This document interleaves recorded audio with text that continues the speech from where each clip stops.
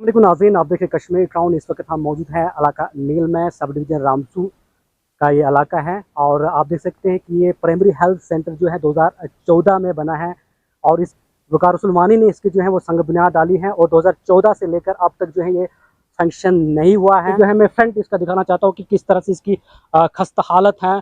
जो इसमें जो सीमेंट लगाई है वो पूरी तरह से जो है वो क्रैक हो गई है, पूरी तरह से जो है वो फट गई है।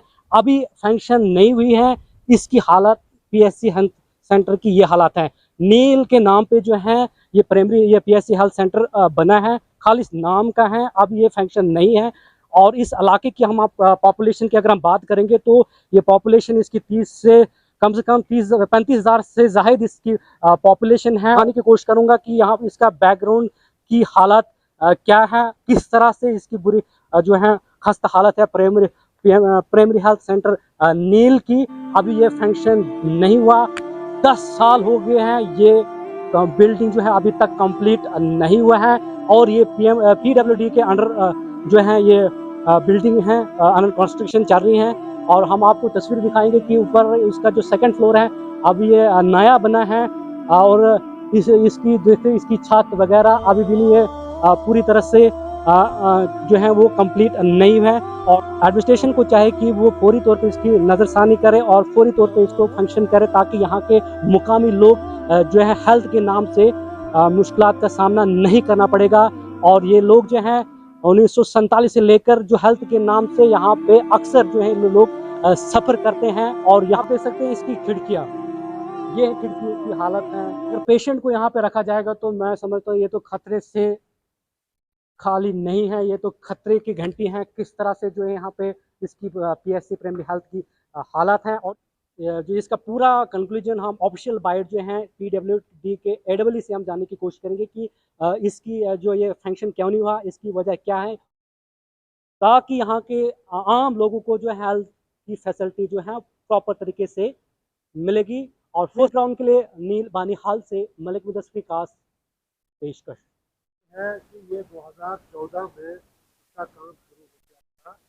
ठेकेदार से ना बनेगा ना कुछ। मेरा पैसा इसके पास 1.5 लाख रुपया इस वक्त मेरे घर से इसको मदद किया है। मजदूरों का पैसा है, हार्डवेयर वालों का पैसा बहुत बकाया है, उनको भी पैसा नहीं मिल रहा है। ये ऐसा ठेकेदार है। और इस बिल्डिंग को खास करके इस बिल्डिंग के नील वालों के लिए इसने हमें हमें धोखा देकर और धोखे से हमको रखा। इस वक्त तक हमें हमारे बीमार जो है सौरा में जाते हैं, चंडीगढ़ तक पहुँचते हैं, यहाँ पर कोई पैसा ही नहीं। ज़्यादा हम इसलिए मजबूर है, हम रिक्वेस्ट करते हैं गवर्नमेंट से कि यहाँ पर इसको ब्लैक लिस्ट किया जाए, जिस जिसका पैसा है उनको दे दिया जाए पैसा, और इस जमीन का मुआवजा भी दिया जाए।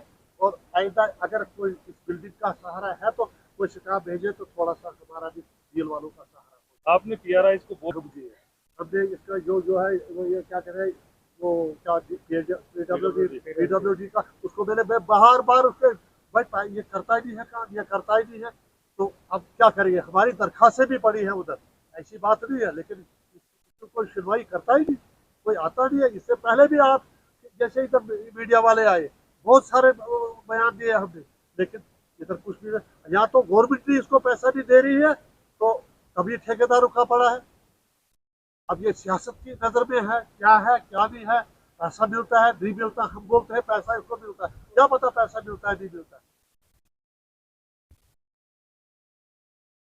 साथ साथ उनसे बदलती है, आदमी बदलते हैं, लेकिन जो भी सरकार मौके पर आती है या जो मौजूदा सरकार है उसकी जिम्मेदारी बनती थी जो पुराने काम पुराने सरकार में छोड़े हैं उसको पूरा करना, उसको फॉलो करना उनका काम था।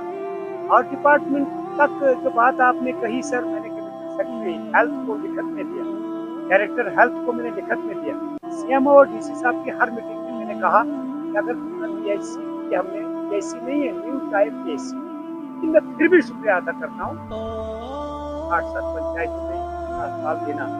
और ये बहुत जरूरी है कि पेमेंटें नहीं है, पेमेंटें सरकार के पास है और सरकार को वागुदार ठेकेदार को करना चाहिए। अगर पेमेंटें नहीं मिली तो ठेकेदार कब तक करेगा? जमीन बेच के काम नहीं करता है कोई, न पिछली सरकारों ने जमीन बेचकर काम किया है, न इस सरकार के बीच में हम जमीन बेच के काम करेंगे। सरकार को चाहे फौरन पैसा देना, वरना अस्पतालों का ढंढोरा ना पीटे, सड़कों का ढंढोरा ना पीटे, स्कूल बिल्डिंगों का ढंढोरा ना पीटे।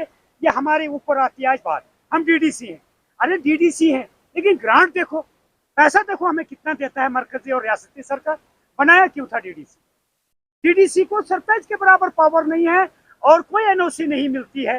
कोई भी काम हो, कोई भी काम सरकार करती है, सरकार मिलकर उन ठेकेदारों से मिलकर, उन डिपार्टमेंट से मिलकर काम अपना चलता आते हैं। समझ में नहीं आ रहा है। एक वाहिद डीडीसी है जो पीएमएवाई मकान की भी बात करता है, बिजली की भी बात करता है, अस्पतालों की भी। सब सेंटर पे अंदर दिया हमने जमीन और पैसा मिल गया और मुकम्मल ओपनिंग करना है। आप जानते हैं सीएमओ सब कब आएगा, डी सब कब